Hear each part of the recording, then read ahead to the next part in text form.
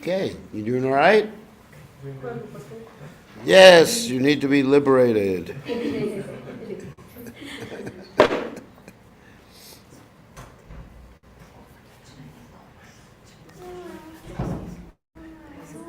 You can do so much to inspire the youth in Sydney to actually advance in devotional, because you're one of the youth. So they'll look up to you, and you can inspire them in so many ways. Yeah.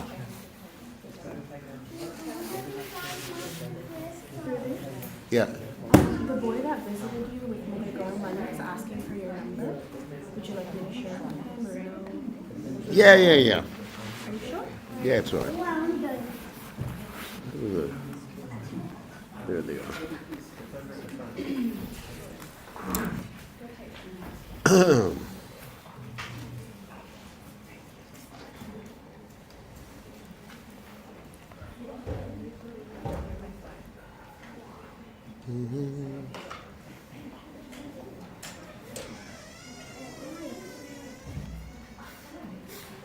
So, you feeling better?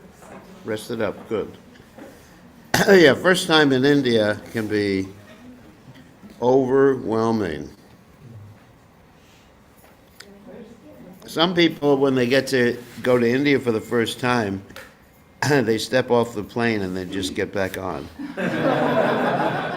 It's happened. Not with me, but they just go, oh, not for me. Because all the smell, everything's different. The smells, the people, the sights, it's just like, oh my God. Help, Krishna. No fresh air. Yeah, no fresh air. So many things like that.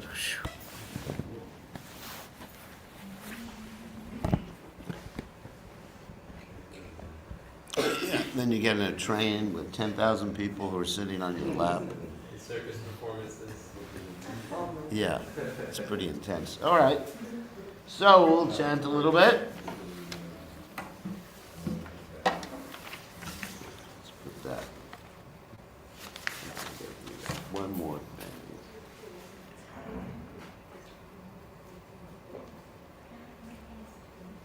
Kuranga.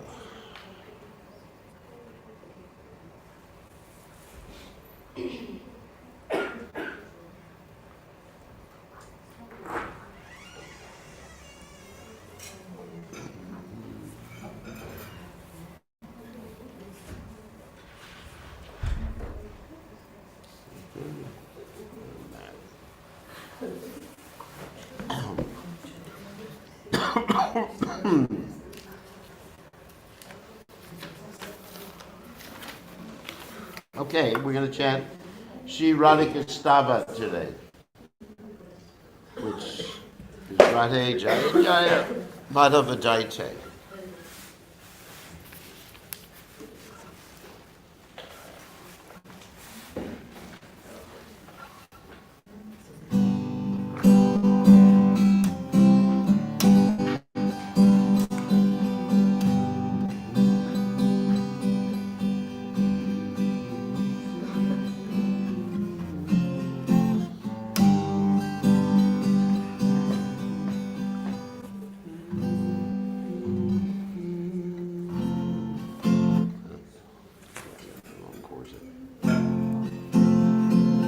Radhe Jaya Jaya Madhava Jaya Jaya. Radhe Jaya Jaya Madhava Jaya Jaya.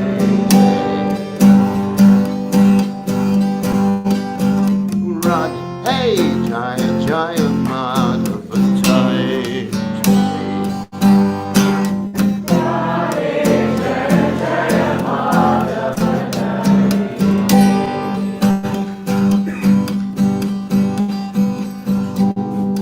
Radhe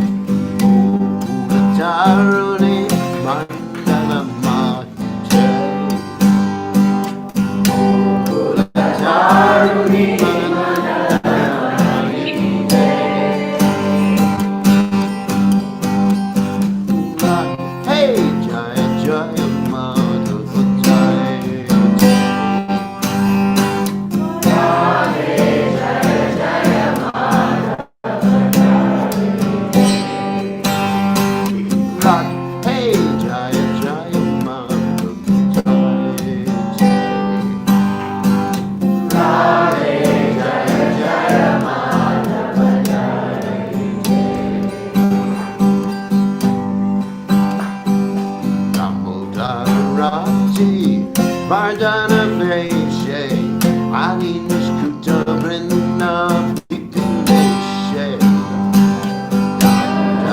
Radhe Dhananaveshe Hari Nishkuta Vrinda Vipineshe Damodaraji Vardhanaveshe Hari Nishkuta Vrinda Vipineshe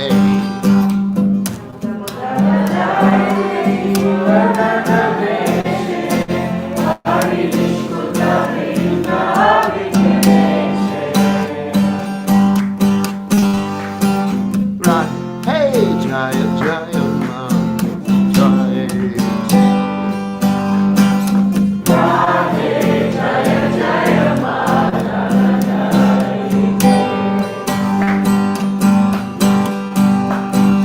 Radhe Jaya Jaya Ma Jaya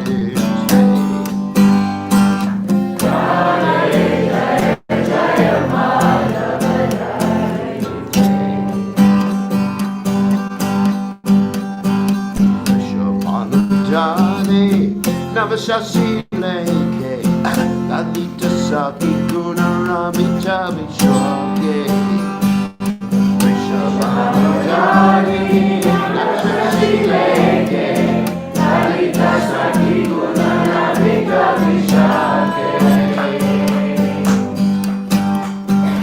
Vishamanujane Navashasi Leke Lalita Saki Gunarami Chavi Shoke Vishamanujane Navashasi Leke Lalita Saki Gunarami Chavi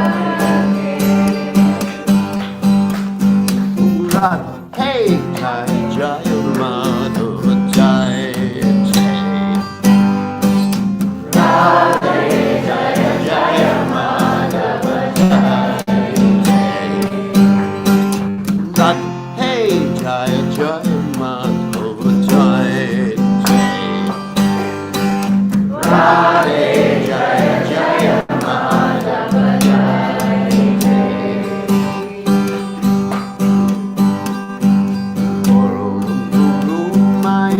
Karuna Parate Sanaka Sanatana Mani Tajati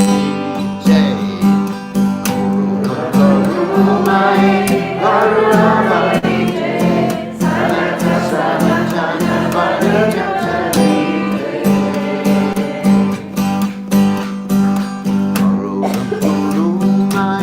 Karuna Parate Sanaka Sanatana Mani Tajati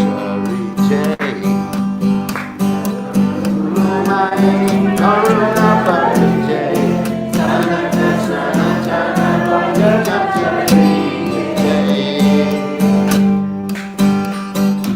Radhe Jaya Jaya Madhava Jaya Jaya Radhe Jaya Jaya Madhava Jaya Jaya Radhe Jaya Jaya Madhava Jaya Jaya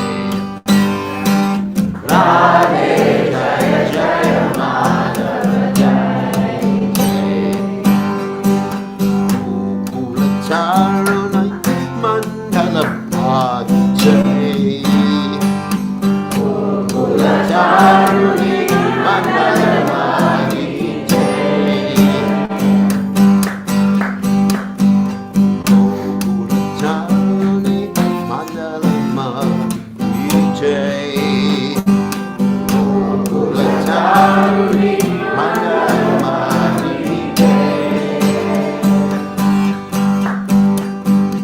Radhe Jaya Jaya Madhava Jaya Jaya Radhe Jaya Jaya Madhava Jaya Jaya Radhe Jaya Jaya Madhava Jaya Jaya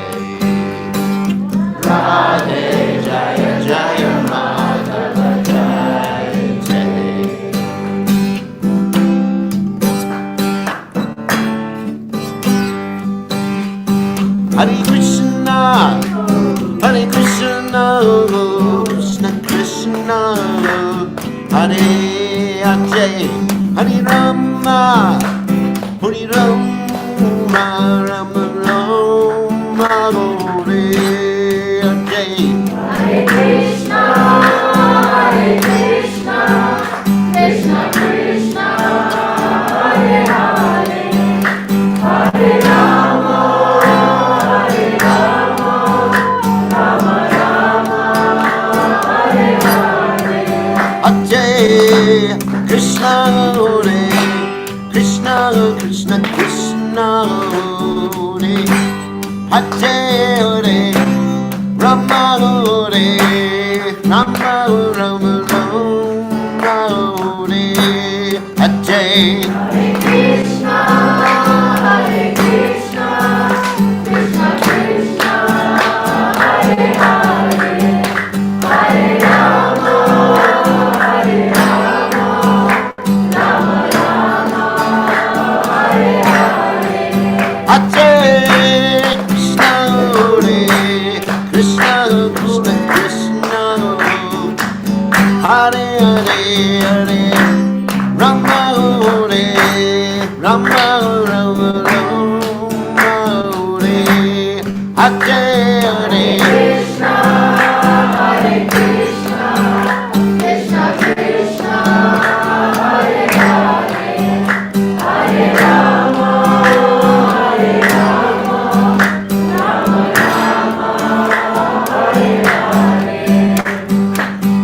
Krishna, Hare Krishna, Krishna Krishna, Hare Hare, Hare Rama, Hare Rama, Rama Rama, Hare Hare. Hare Krishna, Krishna Krishna, Hare Hare, Hare Rama, Rama Hare Hare. Hare Krishna, Krishna Krishna, Hare Hare, Hare Rama, Rama Hare Hare. Hare Krishna, Krishna Krishna, Hare Hare, Hare Rama, Rama Hare Hare. Hare Krishna, Krishna Krishna, Hare Hare, Hare Rama, Rama Hare Hare. Hare Krishna, Krishna Krishna, Hare Hare, Hare Rama, Rama Hare Hare. Hare Krishna, Krishna Krishna, Hare Hare, Hare Rama, Rama Hare Hare. Hare Krishna, Krishna Krishna, Hare Hare, Hare Rama, Rama Hare Hare. Hare Krishna, Krishna Krishna, Hare Hare, Hare Rama, Rama Hare Hare. Hatiko, Hare Bo, Hare Bo. Jai Gora Hari Bol, Hari Bol, Hari Bol, Jai Gora Hari Bol. Jaya Jaya Prabhupada, Prabhupada.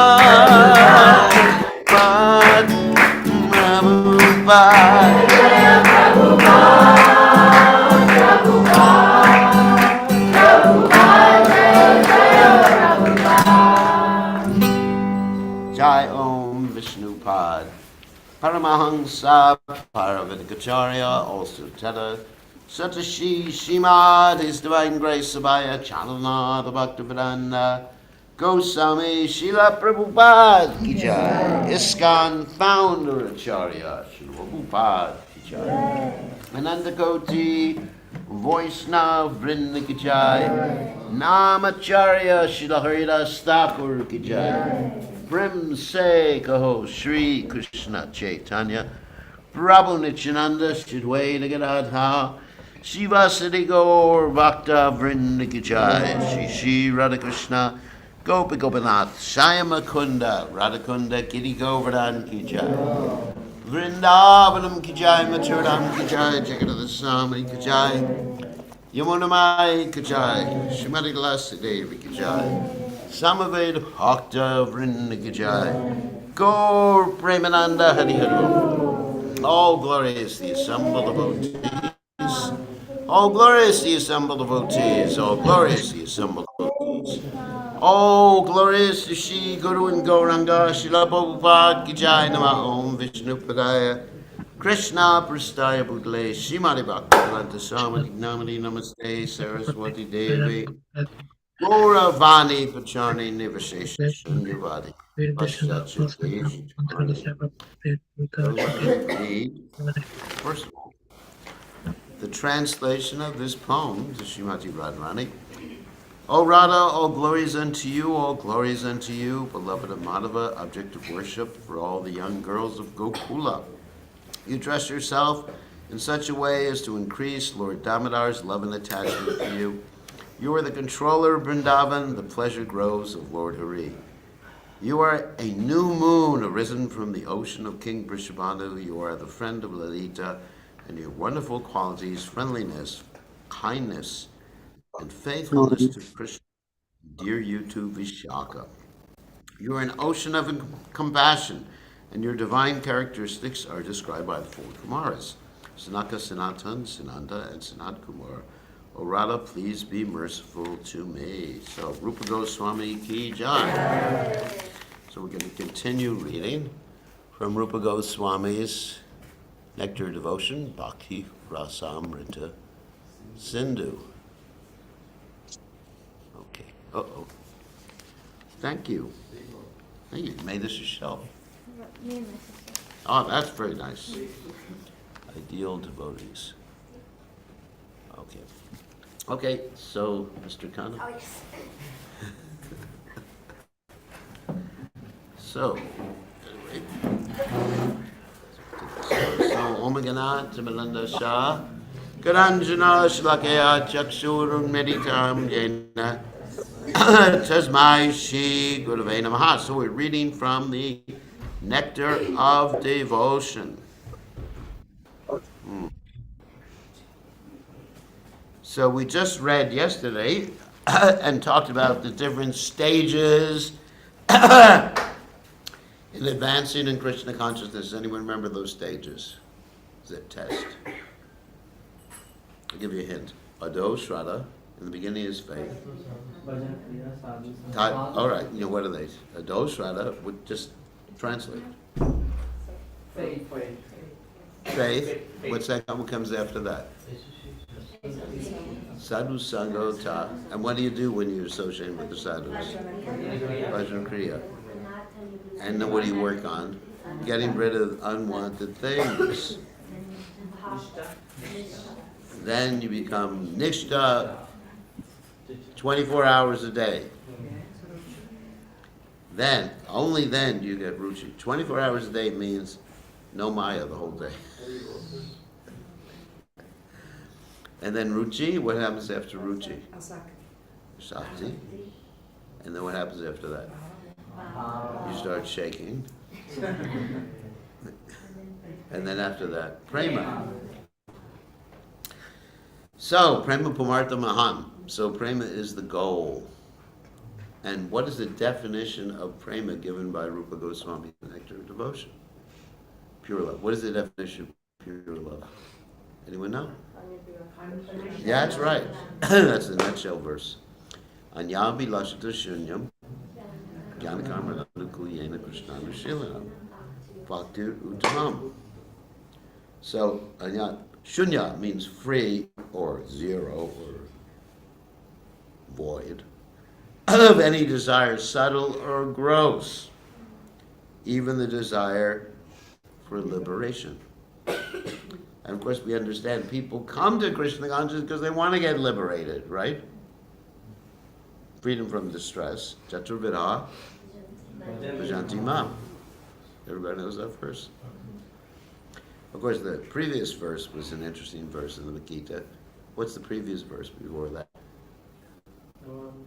Yeah, the Mam Duskritina Mudha Prabhajante Naranama.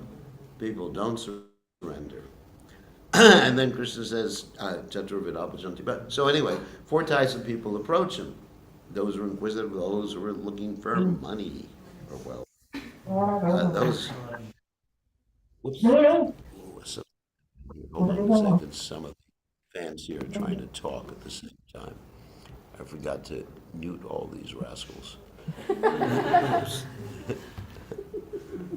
Give me a second. Yeah. they don't understand. Okay, you are muted. You're not interested in hearing from you.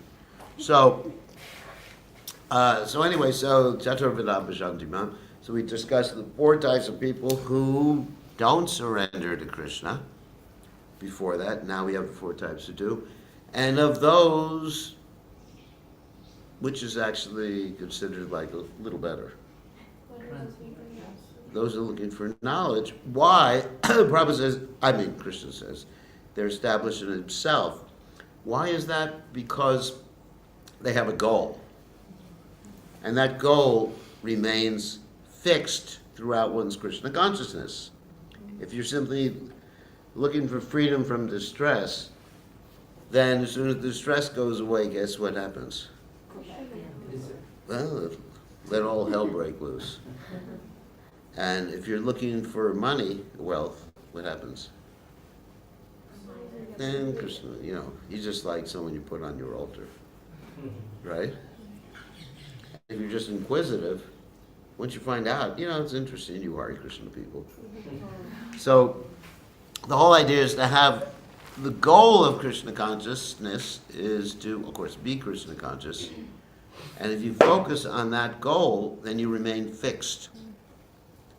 And the being Krishna conscious means Anukulyena Krishnanushilanam, which means what? Pleasing Krishna by doing what he wants and being active at it, according to Rupa Goswami.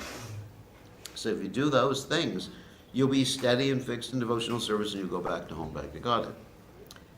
But if you're only here because you want to have a good time, you'd like the prasadam. That's good. That attracts you in the beginning. It's like the worm on the hook. Right? Worm on the hook? No, you don't know what that means because you're all vegetarians. That's why Prabhupada had us make prasadam. Like if I were to come to the Krishna conscious movement now and someone were to offer me the prasadam that I eat, I would look for another movement. Isn't it? It's no ghee. If someone say, okay, you can eat boiled vegetables, no salt, I think I will join the Buddhists then. At least they have tastier food. So, anyway, in the beginning, we come and we're attracted by so many things, but ultimately, we have to simply be attracted to pleasing Krishna. In order to be attracted to pleasing Krishna, you have to love Krishna. In order to love Krishna, you have to associate with those who do love Krishna, because it rubs off on you. And if you associate with those who don't love Krishna, then you're finished. Isn't it? Mahatsevam Hurvimuktes Tamodwaram Yoshitam Sangi Sangam. So you have this bad association, and therefore the first thing the Lord Chaitanya said when he was asked about the quality of Vaishnavas, he said what? Asasanga Tyage Vaishnavachar. You avoid bad association. Bad association. Actually, Prabhupada was very strict about that bad association. He actually posted something in this first temple, And one of the things in that post, it said, you only eat food cooked by devotees. Because if you eat food cooked by someone who's not Krishna conscious, your mind becomes wicked. It happens. It happens. And you lose a taste. So, anyway, on that happy note, we'll continue. Only the most fortunate persons can achieve such success in life. The people go through these different stages, referring to the different stages of advancement.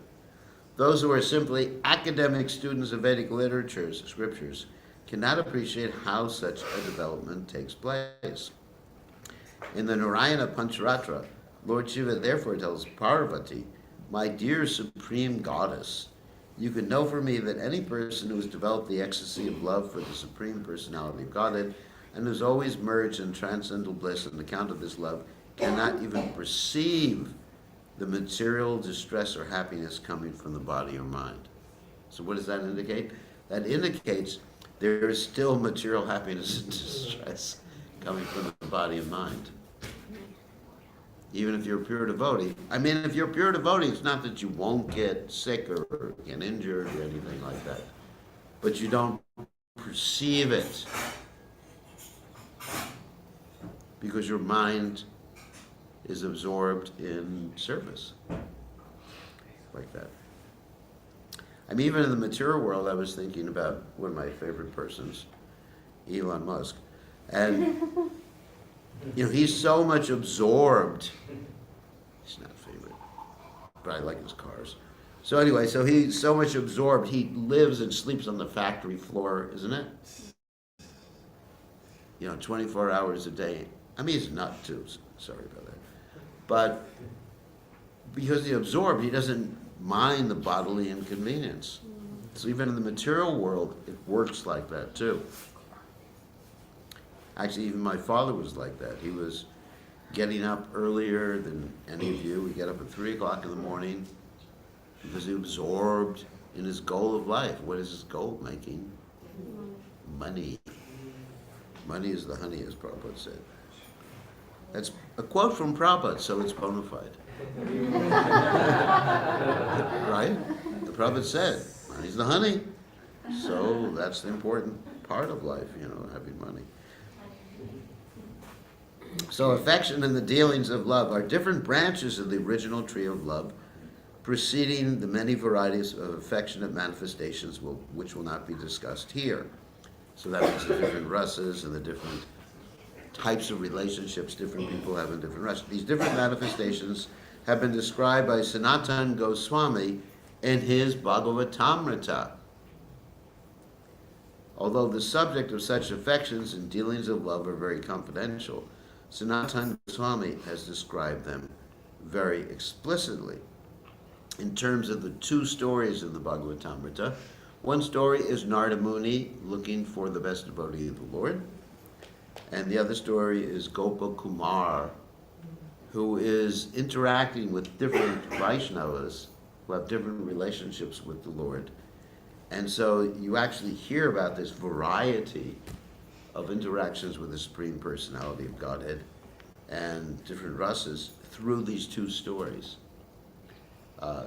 The Brihad, it's called the Brihad Bhagavatamrita. The Brihad Bhagavatamrita is an amazing book because it actually is story form. It actually forms the basis of the teachings of the other Goswamis. The whole Siddhanta, Sambandha, Abhideya, Prayojana are presented there. So Srila Rupa Goswami thus concludes the first division of the Bhakti Rasamrita Sindhu, offering up his treatise for the transcendental pleasure of Sanatana Goswami, who established the transcendental beauty, and of Gopal Bhatta Goswami, Sri Raghunath Bhatta Goswami, and Raghunath Das Goswami. It appears from this statement that the great Srila Jiva Goswami was not yet active when the Bhakti Rasamrita Sindhu was written. So thus ends Bhaktivedanta summary of the first division of Bhakti Rasamrita Sindhu, up to the descriptions of ecstatic love of Godhead, which are to follow next. So this is really an important section. So chapter 20, we're getting to chapter 20, which is called Transcendental Mellow. What's a mellow? It's a rus. You know, the taste. It's a taste. Oh. Now we're in trouble. So, yeah, when I first heard the word mellow, I thought that it was just someone who was real calm. Isn't it? In English, in Western English, it's not really used in the context of taste of relationship, isn't it? You say that someone is very mellow. So, In the second division of Rasamrita Sindhu, the author offers his respectful obeisances unto Sanatan. This Sanatan can be interpreted as either Sri Krishna himself or as Sanatan Goswami, the elder brother and spiritual master of Rupa Goswami. Actually, the initiating spiritual master Rupa Goswami was Sri Chaitanya Mahaprabhu. But the Shiksha Guru was Sanatan Goswami. In this case, where Sanatan accepted to mean Sri Krishna, the obeisances are offered to Krishna because he is naturally so beautiful, because he is the killer of the demon Uga. Who's the Uga demon? Snake demon. If it is interpreted to mean Sanatan Goswami, then it is because he is so greatly favored by Rupa Goswami, being always served by him, and because he is the annihilator of all kinds of sinful activities. So pure devotees like that. In this division of Bhakti Rasamrita Sindhu, the author wants to describe the general symptoms of the transcendental mellow, loving mood of discharging devotional service. In this division of Bhakti Rasamrita Sindhu, there are 5 general topics, which we talked about the other day. Vibhava.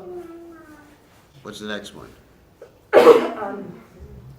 Anubhava. What's the next one? Sattvika Bhava. What's the next one? No. Sanchari or Vyabhachari Bhava, and then Sthai Bhava. And Prabhupada here describes them as Vibhava as special symptoms of ecstasy. It basically means that which stimulates your ecstasy. Anubhava, subsequent ecstasy, what you do as a result. Sattvika Bhava, your constitutional ecstasy, because your consciousness is in touch with the Vishuddha Sattva, or spiritual energy. Vyabhachari Bhava, which means aggressive ecstasy, which is also Sanchari Bhava, which means something that moves throughout your body. It doesn't stay in one place. And Sthai Bhava, fervent ecstasy, which is actually your constitutional ecstasy. In other words, whether you're Anshanta Dasha, Sakya Vatsalya, or Maturya Ras. The word Ras is used in the Bhakti Rasamrita Sindhu is understood by different persons differently because the exact English equivalent is very difficult to find. But as we've seen our spiritual master translate this word Ras into mellow, we shall follow in his footsteps and also translate the word in that way. So to be more specific, it means a taste. It doesn't mean relationship. It means a taste of a relationship. Like you have a specific taste when you eat bitter food, salty food, sweet food, right? That's a mellow. The particular loving mood or attitude relished in the exchange of love with the Supreme Personality of Godhead is called ras or mellow. The different types of ras, when combined together, help one taste the mellow of devotional service in the highest degree of transcendental ecstasy. So what it means is, when combined together, is that you may have a predominant ras, like, let's say, dasha ras, but there may be a touch of parental affection in there. And there may be a touch of anxiety in there, too. So that's an indirect ras. So you have these 7 indirect rasas and 5 direct. And the 7 flavor the direct. And sometimes, even those 5, they flavor each other. And certain times, it's an unfavorable combination, which is called rasabhas. And sometimes it's favorable. You have favorable rasabhas and unfavorable. So, such a position, although entirely transcendental to our experience, will be explained in this section, as far as possible, following in the footsteps of Srila Rupa Goswami. Without relishing some sort of mellow or loving mood in one's activities, no one can continue to perform such activities. In other words, whatever we do, we have a specific mellow in this world that we're experiencing, a taste. Let's say let's say you're a kid like him. So he's experienced the mellow of fear of his parents. Right? That's why he goes to school, is it? Anyway, no, not really. So even if you're doing things out of fear, let's say you're in a concentration camp or something, that's mellow. So whatever activity you're doing is a specific, and even the activity of sleeping is a mellow of ignorance. It's not a spiritual mellow. So yeah, I'm experiencing mellows now. This is my sleeping mellow. This is my fighting mellow. Anyway, so Prabhupada said no one can continue to perform any activity unless they're actually experiencing some sort of mellow. Similarly, in the transcendental life of Krishna conscious and devotional service, there must be some mellow or specific taste from the service. So that keeps us going, that we have a specific mellow. Now that mellow may be not one of these symptoms of ecstasy that we're seeing described here. It just may be a mellow of feeling connected with Prabhupada or with our spiritual master. You know, so there's all these different emotional states.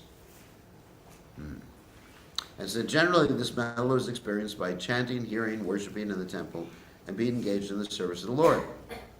So when a person feels transcendental bliss, that is called relishing the mellow. Sounds like surfing the waves. Isn't it? Doesn't it? Sounds like that, because I used to do that. So anyway, so relishing the mellow.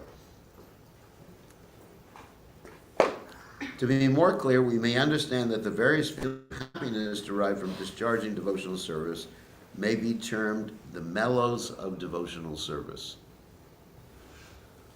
This relishing of transcendental mellow in the discharging of devotional service cannot be experienced by all classes of men because this sweet, loving mood is developed only from one's previous life's activities. Or, here's the catch. What else?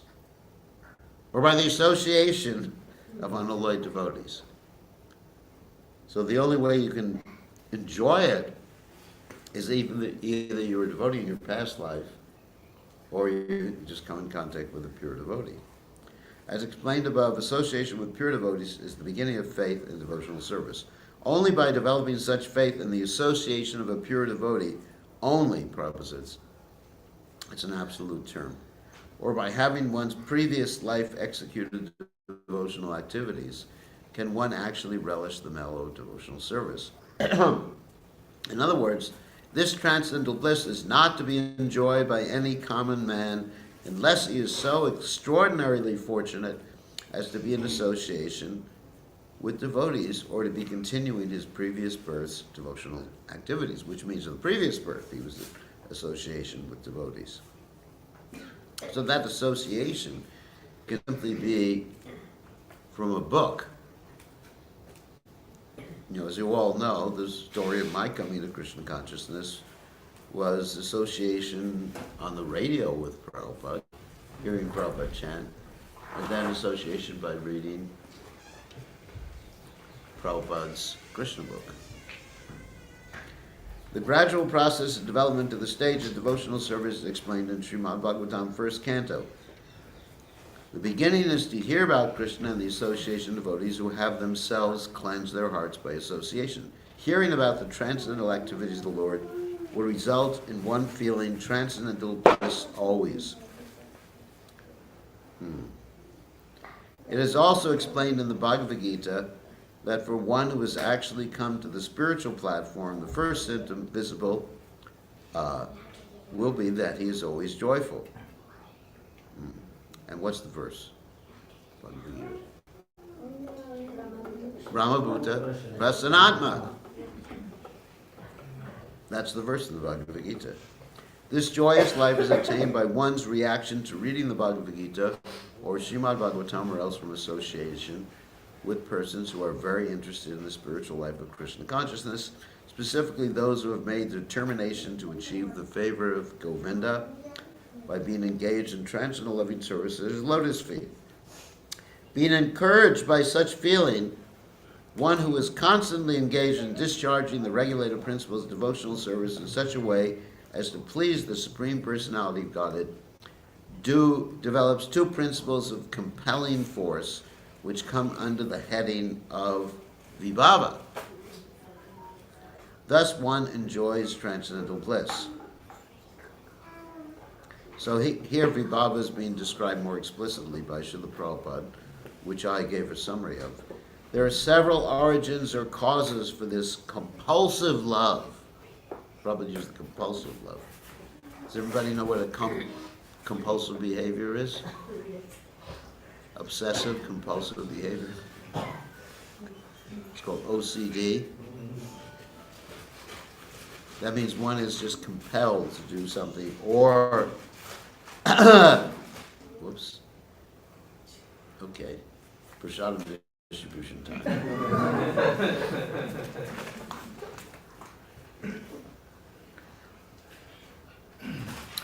There are several origins or causes for this compulsive love of Krishna, such as Krishna himself, the devotees of Krishna. Krishna is playing on the flute. The effect is sometimes loving and sometimes stunted. In other words, one becomes stunned. It's not you become stunted in the same way that we usually use that word. Because then Prabhupada's using it in a way that he learned when he was going to school. If you say someone becomes stunted, it usually means they don't grow too much, right? So the way Prabhupada is using it is actually stunted, just like freezes. So like when we hear a flute, and it reminds us of Krishna, we just freeze. I remember one time I was sitting here in Govardhan, this is years and years ago, and I heard a flute. Beautiful flute sound, and tears were coming from my eyes like torrents of rain. I was thinking, oh my God, I've achieved Krishna consciousness. I said to the devotees, I'm hearing Krishna's flute. And they said, no, it's just the loudspeakers. But at least reminded me of Krishna. You know, like you have stories like devotees seeing a peacock fan or peacock feather, and they just faint in ecstasy just by seeing that. So this is what we're trying to develop, to see Krishna in everything. Like sometimes I'm reading scientific books and that reminds me of Krishna. I become ecstatic. You know, there's one, even sometimes reading, well, I read books about evolution or anti-evolution by some Christians who are very expert scientists. And I read about it, and it makes me ecstatic. I start feeling symptoms of ecstasy. Why? Why would I start feeling symptoms? Because I'm materially attached. Why? Because I'm seeing how wonderful Krishna is. When you see the complexity of the material world, you look at the cell and see how complex it is. Say, wow. Wow. Krishna's amazing. Just like when I was young, before I came in contact with the Krishna conscious movement, we'd go camping. And I'd lie under the stars. Romantic. No, there are no ladies there. It was a boys' camp. So I'd lie under the stars and look up at the vast expanse of stars in the sky and unlimited stars and go, oh my God, there must be God. And so that's also vibhava and a stimulation for Shantarasa, actually. So we all have these things that stimulate us in Krishna consciousness. So then Prabhupada talks about, there are 8 transcendental symptoms found in the body during ecstasy. Now he's basically making a little reference to the Ashtashakti bhavas, so he's skipping around to the different bhavas. And all of them are possible only by a mixture of the above mentioned 5 ecstatic divisions. Again, vibhava, anubhava. Prabhupada, sometimes it's helpful if you can actually read the original Bhakti Rasamrita Sindhu, so you can really unpack. Until I actually read the Bhakti Rasamrita Sindhu, it was very difficult for me to unpack what Prabhupada was saying here. You know, Prabhupada is skipping, he's talking about the vibhavas, and then he's skipping here a little bit to the astasatvika bhavas, and then he, before going through all the different bhavas, he says 5 ecstatic divisions, which are the vibhava, anubhava, sattvika bhava, asanchari bhava, and sthai bhava. So that's why it's important to hear the nectar devotion from devotees who understand exactly how Prabhupada is, or why Prabhupada is describing these things. And in my notes, when I was originally studying the Bhakti Rasamrita Sindhu, I actually made all sorts of outlines so I can understand what Prabhupada is doing here. Without some mixture of these 5 ecstatic principles as the vibhavas, one cannot relish transcendental bliss. The cause or basis for relishing transcendental mellow is exactly what we mean by vibhava. The vibhava is divided into two, namely, basic and impetuous. It's interesting the terminology that Prabhupada is using.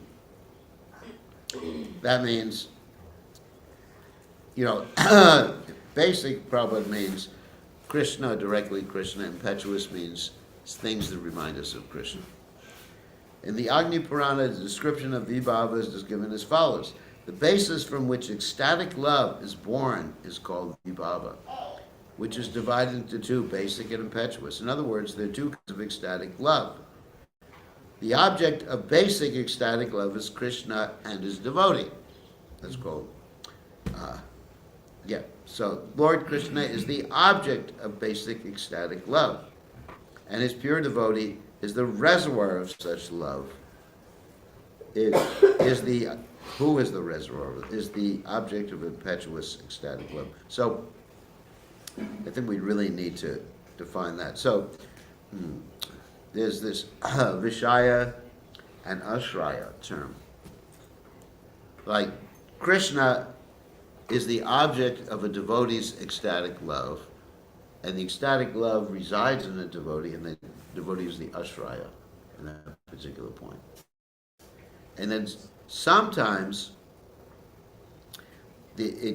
generally, because it's a reciprocal relationship with Krishna, then sometimes Krishna becomes the Ashraya of ecstatic love for his devotee, and the devotee becomes the Vishaya, which is really interesting because, as Krishna states, Sadhunam hridiyam tvaham, sadhunam hridiyam tvaham, amadanyatina jalati naham tebhyo managapi. Because the saints or devotees do not know anyone else other than me as theirs. I do not know anyone else other than them as mine. And because they have me in their hearts, I have them in my heart. So just as Hanuman has Sita in his heart, Ram has Hanuman in his heart. It's interesting. It's very interesting. So impetuous ecstatic love, then, is that love which develops when one sees an object which reminds him of Krishna. So that's not Krishna, but things related to Krishna. And as you advance, everything reminds you of Krishna. That's what it means. Premanjana Churita Bhakti Vilochanena. Santakshadaiva Hridiyeshu Vilokiyavati. Yang Shaima Sundar Machintra Gunasvarupam Govindamani Purasham Tamaham Bhajame. So, in other words, it's not, pure devotee, of course, can talk to Krishna and everything like that. But it's not that he sees little Krishnas. Like if I look at, I'm not saying I'm a pure devotee. What is this? Shub, please stop annoying my class.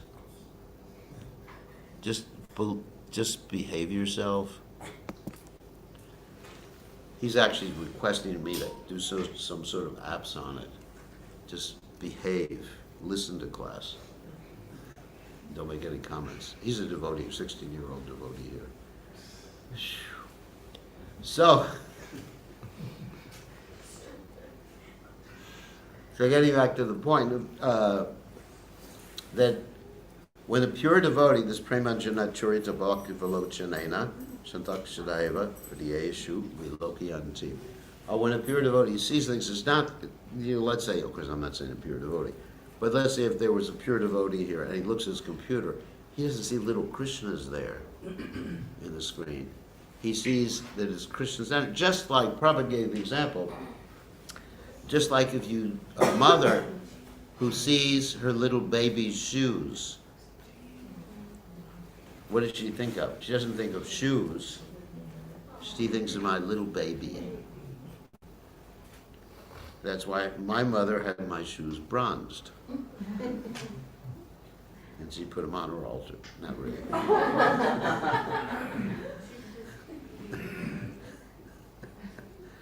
Actually, I think there's a devotee in North Carolina who got those shoes from my mother. Isn't it? Yeah, won't mention her name. So anyway, so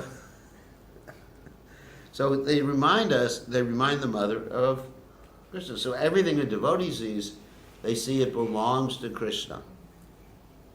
And Krishna is in every atom, and Krishna is controlling everything. So everything is an impetus for a pure devotee. So that's impetuous, ecstatic love. Lord Krishna, who is the possessor of inconceivable potencies and qualities of transcendental knowledge and bliss, is the basic cause of ecstatic love. Lord Krishna also becomes the reservoir, impetus of ecstatic love by his different incarnations and expansions. So in other words, Keshavadrita Narahari Rupa, Keshavadrita Shukara Rupa, Keshavadrita Ramasharira. What does that mean? That means, like if someone is a devotee of Krishna in his original form, even if they see the other incarnation, like Radharani, when she saw Krishna with 4 hands, what happened? The extra 2 disappeared. Chaturabhuj story. It actually occurred here at Govardhan. That Radharani was looking for Krishna, Krishna was hiding. Krishna manifested himself as Lord Vishnu. The gopis, they came across Lord Vishnu and said, please accept our obeisances, all glories to Prabhupada. No, they didn't say all. So they said, Lord Vishnu, where's Krishna? So in other words, they actually, anyway, but Radharani came and Lord Vishnu's arms just kept disappearing. He kept trying to keep him. Because of her love, she actually forced Krishna to reveal himself. So, anyway, so that's what a devotee sees in terms of different incarnations and expansions. Okay, so I think tomorrow we'll continue. So any questions or comments? Is that Haridev? You took us to the temple? Yeah. The 2 hands melting. Is that Haridev, the deity that you... Well, he's holding up Govardhan Hill. Okay. Holding up Govardhan Hill with his left, pinky of his left hand. That's Is he's that self Is that him? melting? You just said the pastime, right? No. That's a Chaturabhuj pastime. No, that's not the Haridev pastime. There's a place here. It's a little distance from Govardhan. I mean, you could walk there. It takes about 10-15 minutes to walk there from here. It's the Chaturabhuj area. And, sometimes when we have a smaller group and more time, we could just wander all around Govardhan. Hey, Radhe, Rajadevake. We could wander in ecstasy and just roll on the ground, continuing to cry. But that's not for you neophytes. So anyways, I'm joking, of course. Obviously I can't think like that. But years ago when I was first coming here, ride on a bicycle to all these places, which is really cool. I was having so much fun, I just said, oh my God, this is so ecstatic, get on a bicycle. And you ride to, there's so many places. The Chaturabhuj temple. And then there's so many places around here. Suryakund. You know, if you have a bicycle, you could go to all these places. Suryakund is a beautiful place. You can go there by car too, but you can spend all the time, you know, wandering around Govardhan, the outskirts of Govardhan, and see these places. Govardhan is like a spiritual Disneyland. You know, everything's here, and we just gave you a brief taste of some of the things that got some of the pastimes and ecstasies at Govardhan, but it's just like, this is the main place where Krishna had his pastimes. You know, sure, Krishna lived in Nand and Radharani and Varshana, and there were many pastimes there, but this is where they really got it going.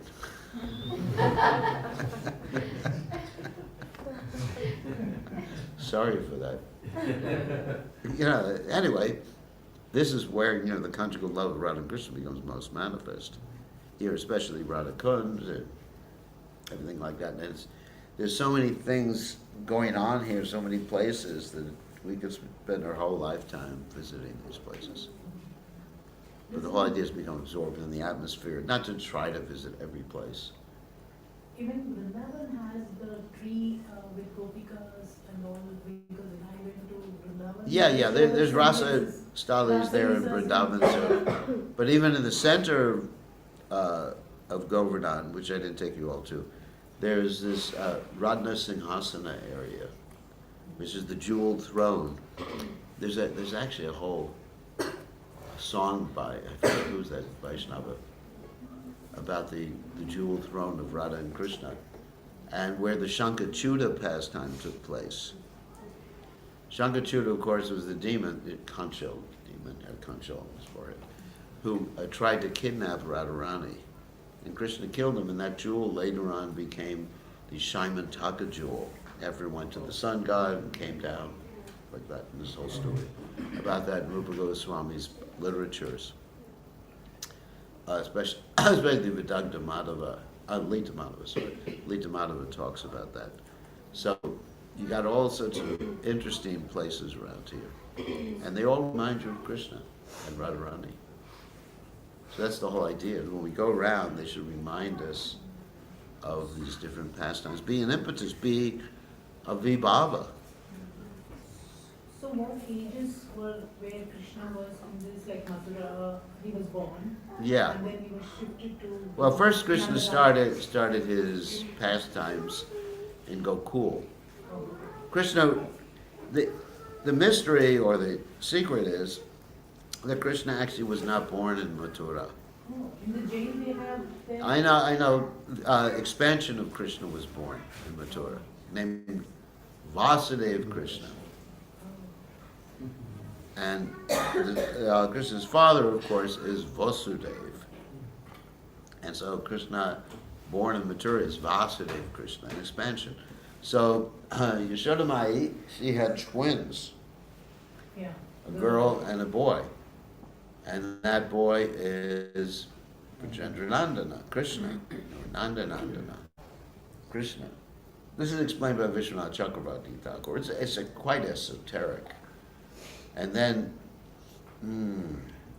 we have Vasudeva going across the Yamuna with little Krishna, escaping from the prison. And when he brings Vasudeva Krishna to Braj, to Gokul, then that Vasudeva Krishna sort of becomes one with Nandanandana, or Yashodanandana Krishna. And then he thinks, oh, I got to replace him, but actually he's already Yeah. And then he takes the girl and, whoops, you got to go? No, I just have to attend this call. Okay. So then he takes the girl with him back. And so, you know the rest of the story. So because Krishna can never leave Vrindavan. I mean, he can do anything he wants. But it's described that Krishna never leaves Vrindavan. Gamoka eva nivashyati akilatma bhuta. So he's always in Vrindavan. Either he's manifest to our vision, or he's unmanifest to our vision.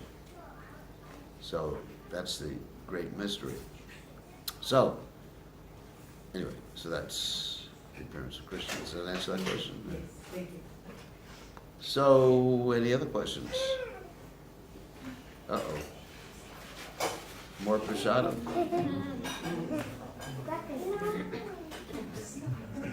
Any other questions about these? I have one from the previous day. Okay. Okay. You were mentioning, I think you sure was asking how to recognize who's advanced, and you were mentioning that those that are following their guru's instructions, Yeah.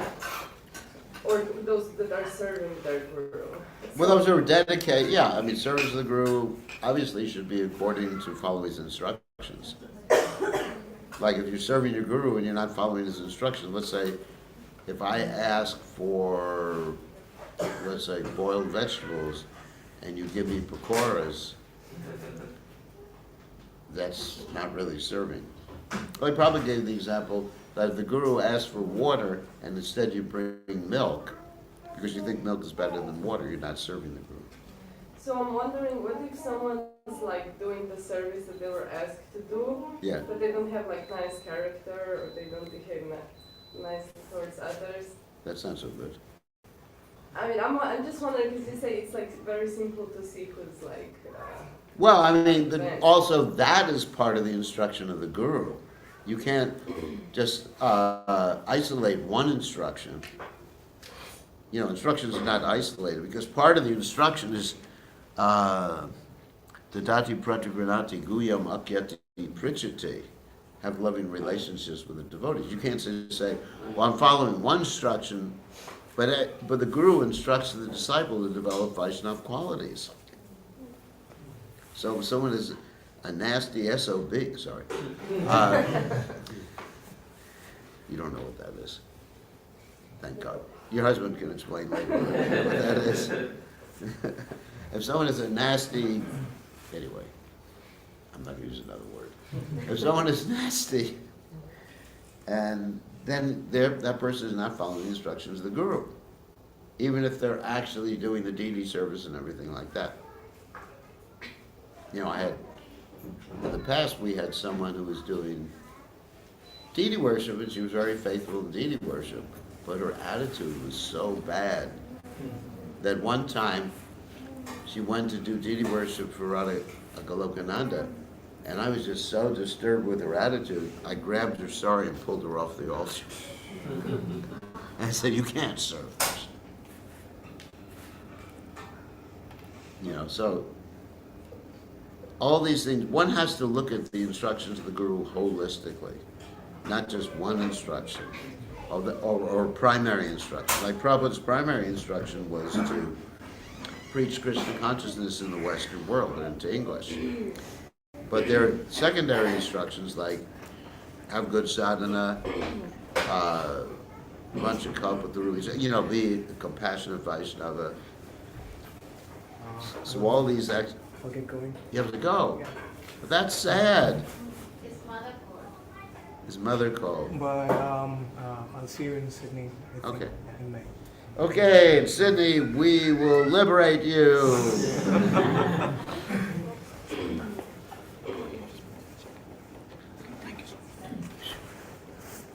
Okay, Haribol. It's good to see you. You're a good devotee. You're a real Brajavasi. Haribol. So, every day I thank God I was born in the Western world. Well, I was born in the Western world. Yeah, but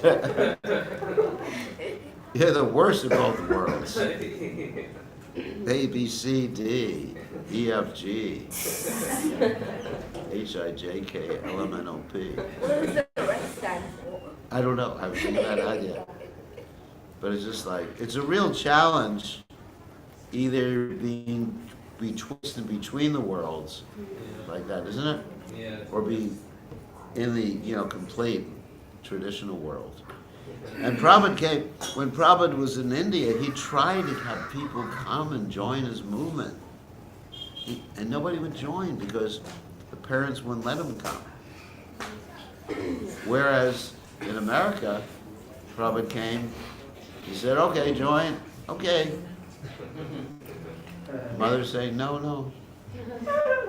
Because of our... Prabhupada chose America because of the rebellious nature of the Americans.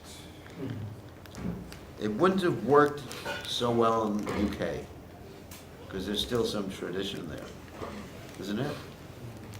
Well, Not now. Yeah. I mean, but when Prabhupada went there, you know, the Britishers were very traditional. You know, they had all this like etiquette and everything like that. The Americans have no etiquette at all.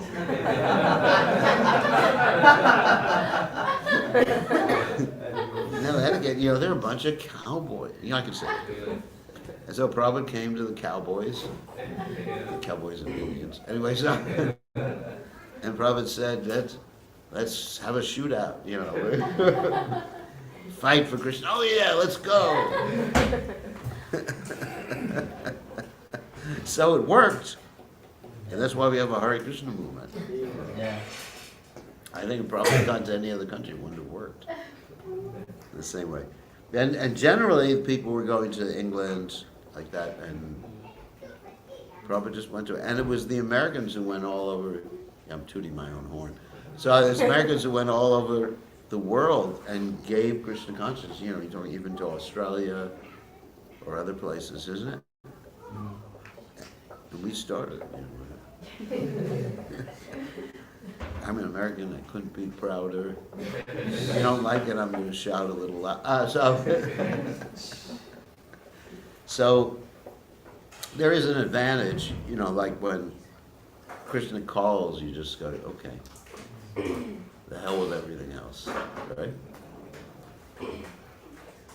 So, any other questions or comments? No. So it's time.